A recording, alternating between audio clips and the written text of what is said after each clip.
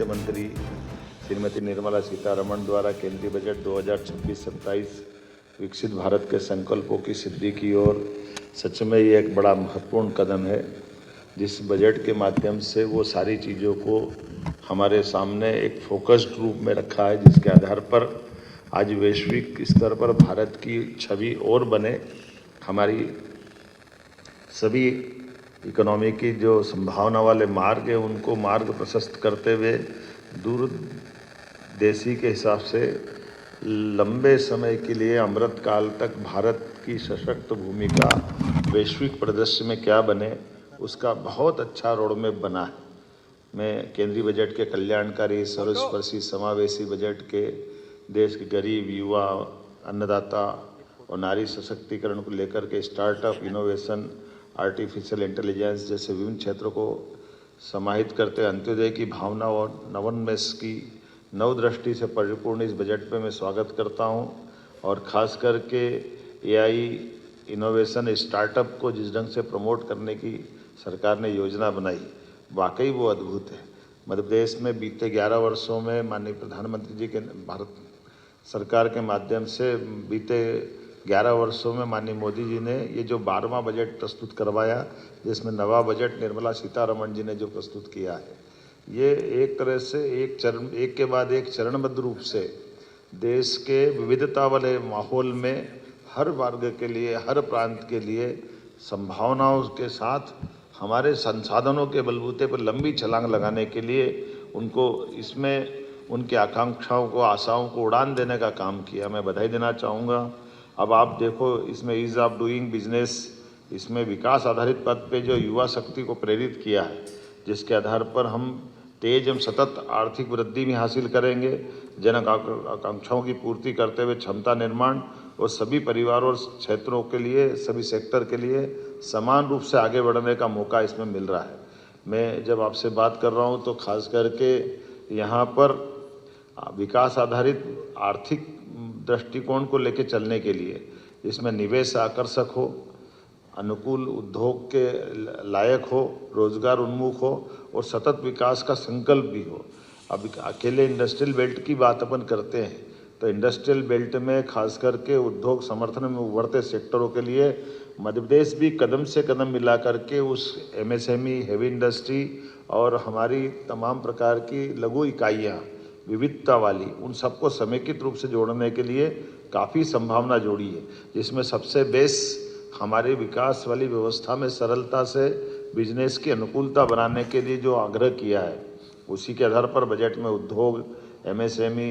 उभरते हुए संरचनात्मक सुधारों, वित्तीय सहायता, नीतिगत समर्थन का स्पष्ट प्रावधान है, जो प्रदेश के अंदर औद्योगिक निवेश और उत्पादन क्षमता और निर्यात उन्मुख विनिर्माण एवं रोजगार सृजन को इससे गति मिलेगी। बायोफार्मा के सेक्टर में भी बायोफार्मा, बायोटेक्नोलॉजी, फार्मास्यूटिकल अनुसंधान, हेल्थ इंडस्ट्री, स्टार्टअप को बढ़ावा देने के लिए खास करके हमारे यहाँ तो नॉलेज इकोनॉमी के दृष्टि से हम बात करें तो ज्ञान आधारित अर्थव्यवस्था को लेकर के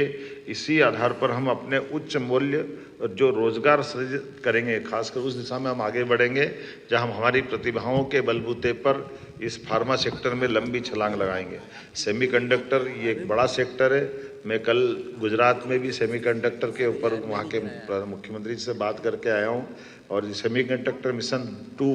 उभरती तकनीक है, जिसके आधार पर इलेक्ट्रॉनिक कंपोनेंट मैन्युफैक्चरिंग, एआई आधारित तकनीकों के आधार पर प्रदेश में हाईटेक उद्योग, डिजिटल निवेश, नवाचार आधारित उद्यमिता को हम भी कदम से कदम मिलाकर बढ़ाने के लिए आगे बढ़ेंगे। अगर प्रदेश के पारंपरिक औद्योगिक क्षेत्र के लिए भी ये निश्चित रूप से हमारे लिए ये जो अभी तक हमारे इंडस्ट्री जो चल रही है, जो परंपरागत आधारित है, उनको भी उनके लिए रिनोवेशन के आधार है। आप कभी कल्पना करना,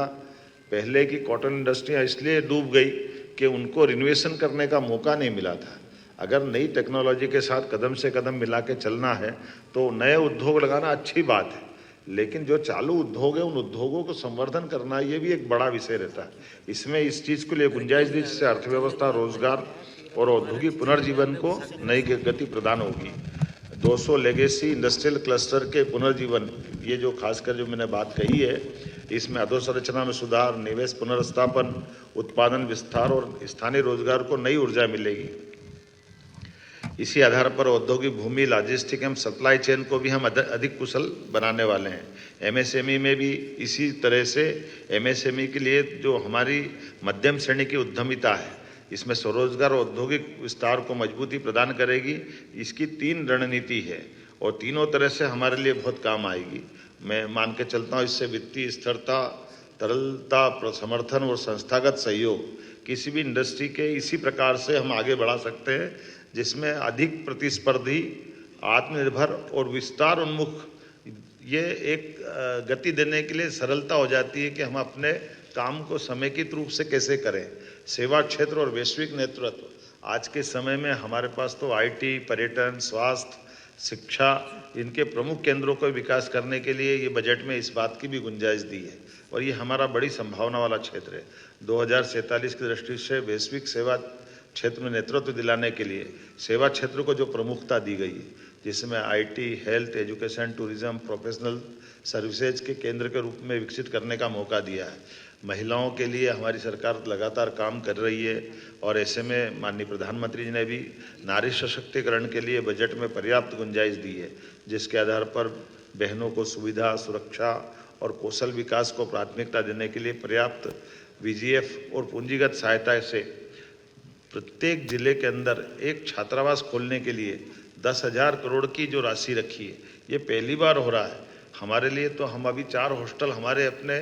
राज्य में खोलने वाले थे, लेकिन इस आधार पर हम अपने यहाँ लगभग हर जिले के अंदर हमारे प्रस्ताव भी जाएंगे, क्योंकि जब हम छोटे छोटे स्थान पर औद्योगिकरण के लिए इस तरह आगे बढ़ रहे तो बहनों को कठिनाई होती है अपने घर से आने जाने में। ऐसे में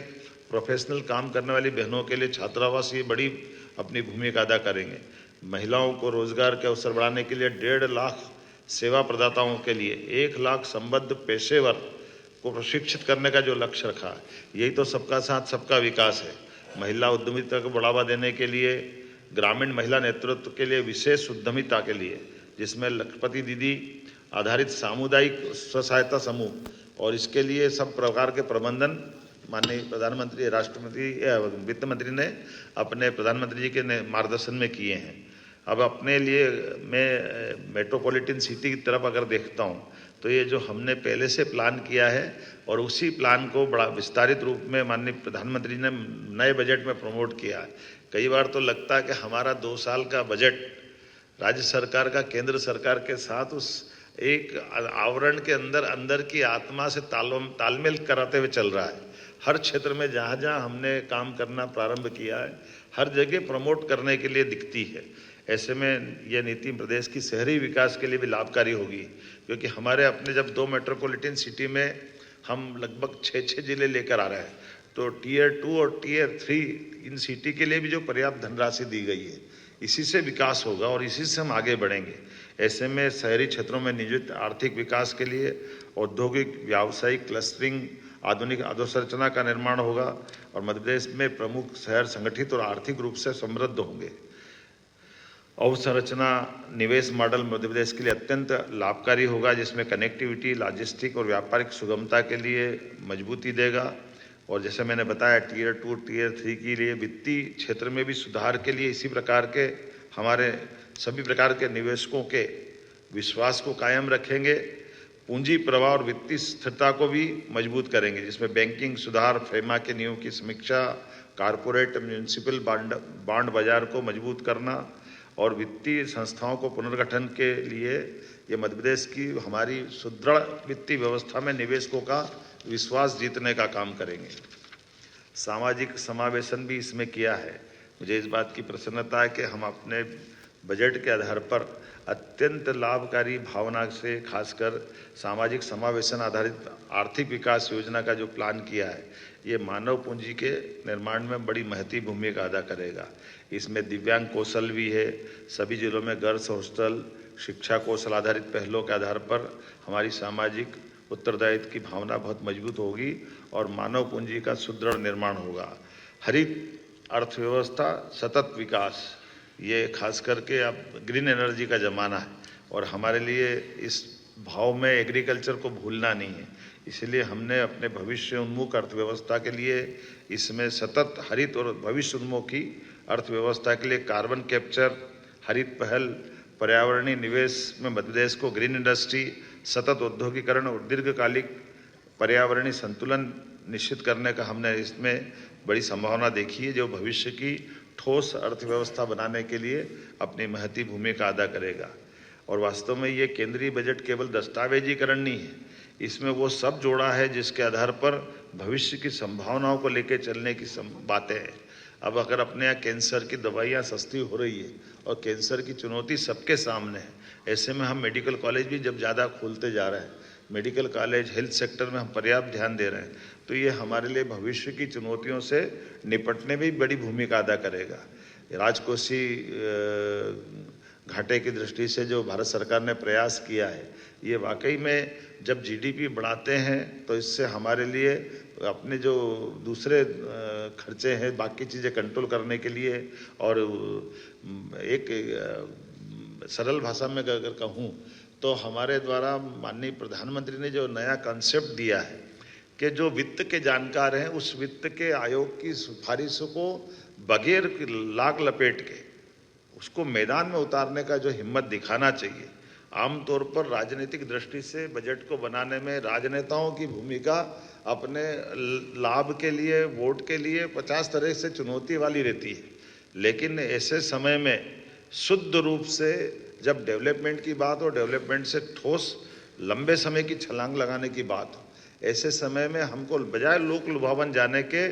हमारे राज्य के साथ देश को दीर्घगामी दृष्टि से आर्थिक रूप से सुदृढ़ करने के लिए हमारे जो भारत सरकार के माध्यम से वित्त आयोग की जो सिफारिशों को मांगने का और लागू करने का साहस दिखाया है, ये बड़ी बात है। अदरवाइज ये शिकायत रहती थी कि राज्य बड़े हैं तो बड़े राज्य में उनकी अपनी गरीबी के आधार पर, उनकी कमजोरियों के आधार पर बड़े आवंटन पे वो अपना क्लेम करते हैं, और ऐसे में जो बड़े राज्य के बजाय जो राज्य अपने संसाधनों का बेहतर उपयोग करके जीडीपी में बड़ी भूमिका अदा करते हैं, वो बड़ी भूमिका अदा करने के बाद भी उनको टैक्स में कटौती हो जाती है, उनको वित्तीय मदद की बजाय उनको ये कष्ट उठाना पड़ता है कि भाई हम तो कमजोर को दे रहे हैं। तो ये वित्तीय दृष्टि से, लंबी दृष्टि से कतई उचित नहीं माना जा सकता है। इसलिए अपने अपने राज्य अपनी अपनी ग्रोथ करते हुए जो जीडीपी में योगदान देगा उसका जितना जिसका रहेगा जीडीपी में योगदान उतना क्लेम करें। ये बड़े कलेजे का काम है, इसको सरलता से नहीं कर सकते, लेकिन जिसने इस दिशा में और इसी में ये हमारे वित्त के तमाम जानकारों को जोड़ने का और उनकी बात को मानने का और बात को मानने के बाद लागू करने का मैं मान के चलता हूँ प्रधानमंत्री जी का बहुत बड़ा साहस है। मैं उनको बधाई देना चाहूँगा और हम उसके परिणाम देख रहे हैं। आपको इस बजट के परिणाम से दिखेगा कि बजट के पहले और बजट के बाद वैश्विक स्तर पर क्या क्या घटनाएं हुई। ये घटनाएं बता देती कि हमारा बजट किस तरह से देश की दिशा देने जा रहा है। उसमें ज़्यादा कुछ बोलने की ज़रूरत नहीं, इतने में पर्याप्त हो जाएगा कि बजट के आसपास, अदरवाइज बजट के लिए अपन अड़ोस पड़ोस के देश की हालत देख लो।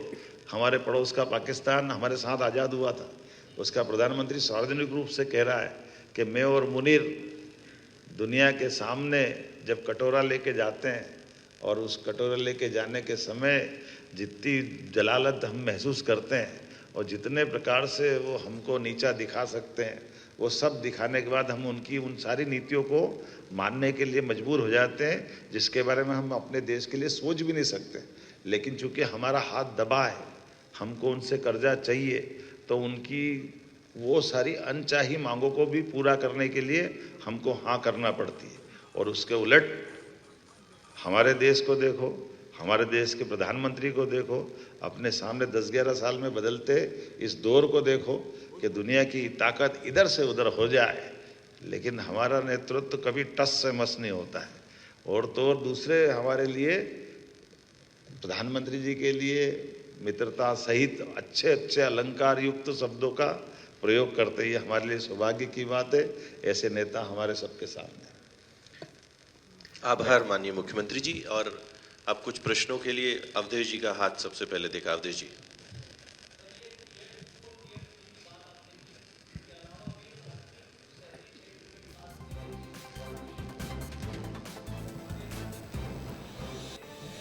मुख्यमंत्री डॉक्टर मोहन यादव और बीजेपी प्रदेश अध्यक्ष हेमंत खंडेलवाल प्रेस कॉन्फ्रेंस करते हुए बजट से जुड़ी हुई अहम जानकारियां साझा कर रहे हैं। ये वरदान है। हम टीयर 2 जैसे ही करते तो हमारे पास ये हमने 4-5 बड़े नगर दिख जाते हैं। 10 लाख से बड़ी आबादी वाले जितने शहर है उनके विकास के लिए बड़े पैमाने पर राशि देना, ये हमारे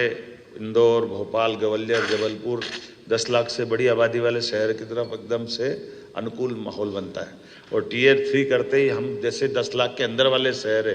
प्रत्येक शहर तक हम पहुंच रहे हैं। यही हमारे लिए भविष्य की संभावना के लिए बड़ा आधार देंगे। नितिन जी।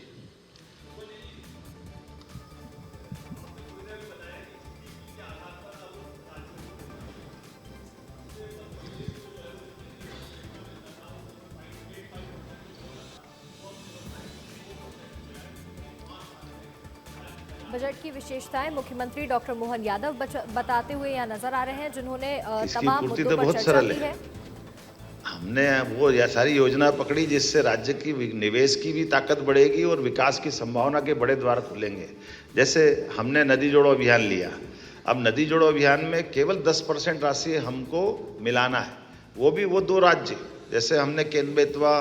पीकेसी महाराष्ट्र के साथ, अब अकेले एक पीकेसी योजना और केन बेतवा के माध्यम से 1,70,000 करोड़ हमको मिल रहा है। तो ये जो शासन की योजनाओं के बलबूते पर राज्य को भविष्य की जीडीपी में अपना योगदान बढ़ाने के लिए इस प्रकार की योजनाओं में आगे बढ़ना चाहिए। जैसे मैंने प्रारंभ में भूमिका में इस बात को कहा है